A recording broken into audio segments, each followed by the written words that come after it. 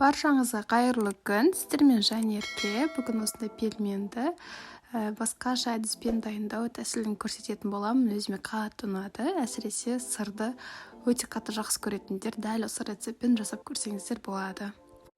Ең алдымен қазанымызды толықтай құрғатып аламыз.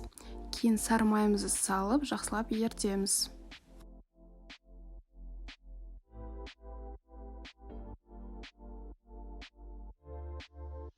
Ал енді пельмендерімізді саламыз. Мендегі қолдан жасалған пельмен.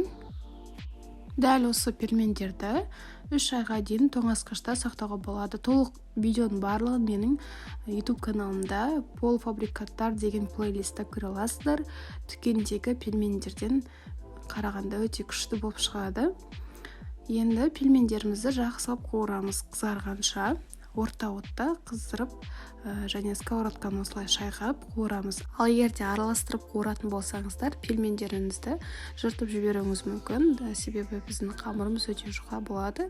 Кейін аз мөлшерде су құйып, татымына қарай тұз қосып, ең баяу отта қақпағын жауып 20 минуттай бұқтырып пісіреміз. Міне менің пельмендерім жартылай дайын болып қалды. Енді 2 ас қасық қаймақ қосамыз. Менде 15% қаймақ. Сіздер өз қалауларыңыз бойынша қоссаңыздар болады. Өзіңіздің жақсы көретін тұздықтарыңызды қоссаңыздар болады. Мен қара бұрыш қостым және 1 дана сарымсақ қостым. Өзіңізге ұнайтын дәмдеуіштер болса, соларды қоссаңыздар болады. Міне біздің пельмендеріміз жұмсақ болып, дана-дана болып дайын болды. Енді ең соңынан сырымызды да теркадан өткізіп, бетіне сеуіп шығамыз.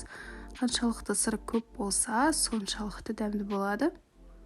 Міне біздің тамағымыз дайын болды. Ең оңай, қарапайым әрі өте жұмсақ пельмендеріміз дайын болды. Әсіресе сырды өте қатты жақсы көретін адамдар болса, дәл осы рецептпен жасап көріңіздер.